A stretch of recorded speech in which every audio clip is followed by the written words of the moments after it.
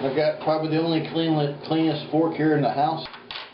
I've got jalapeno juice all over my hand. You gotta watch out for the jalapeno juice, man. It will fuck you up.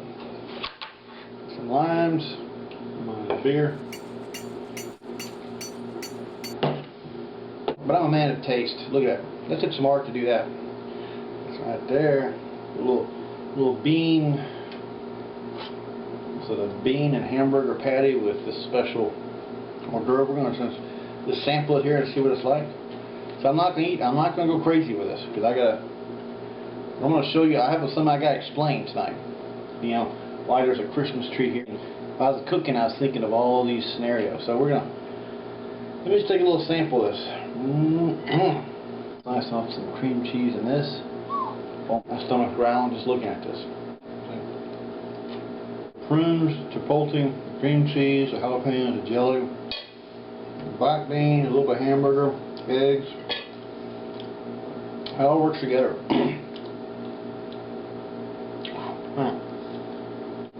I gotta explain what this thing. Let me tell you all what this is. Excluding my Freddy mask, but this is a Christmas tree.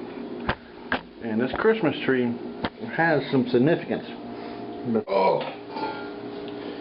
you see, there's this guy that died about a couple months ago, Don Soul. And every year he had this Christmas tree and he put it on a table outside. It was a little bungalow out there. And had Christmas tree lights just strung off this thing like crazy. And you'd notice it every time you drive by, you know. Well, he passed away, you know, this summer. He was like 80, some in his 80s. He was a big inspiration to me and Sergio, because he had chain smoked cigarettes and he didn't eat very much, drank just cheap beer. He was a career rancher, you know, been here his entire life. Well, Sergio's good buddies with him. He couldn't speak a word of English, so. But I always admired the guy, I always liked the guy. And I wanted to make a painting of him making this Don Solo's Christmas tree. And I figured he'd be around forever. This guy was kind of like immortal.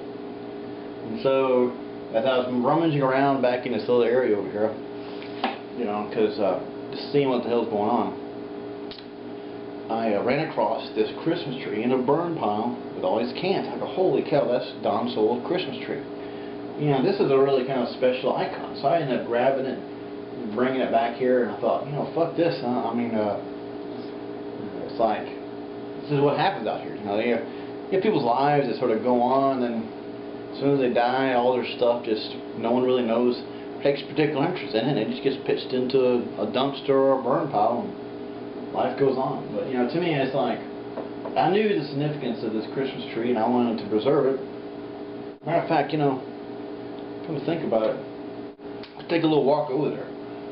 Take a little walk, and I'll show you just the property and his place and some other things. So, fuck it, man. I'll go on a little tour.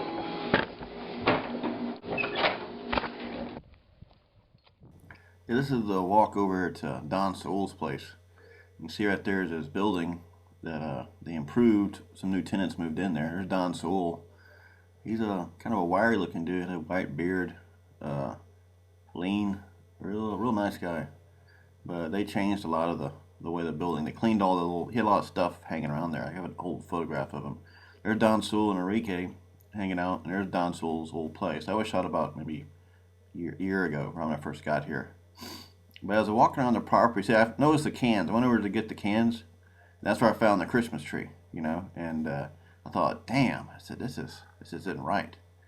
So, but I was walking around there, and then I ended up noticing a collapsed well that's just sitting there. You can kick a rock down in there, and it goes all the way down there, drops down. Right alongside the road. Thought that was kind of a neat discovery.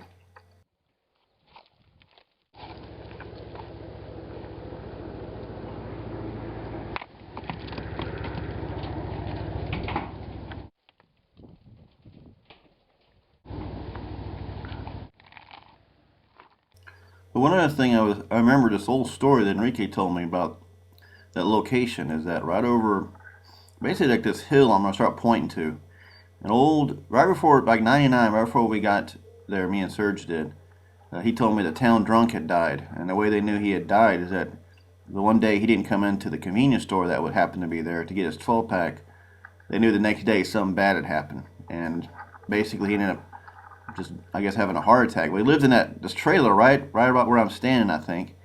And when they went to go investigate him, they got him out of there. Of course, he was dead. But this whole trailer was filled with beer cans, so they didn't know what the hell to do with it. So they ended up just digging a giant hole and pushing the whole trailer right into the hole and just burying it right up.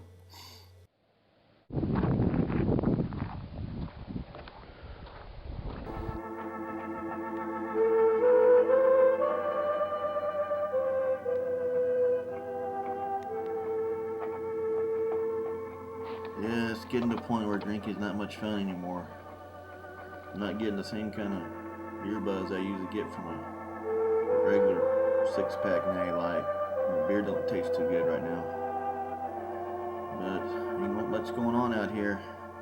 It's just fucking ringing in my ear.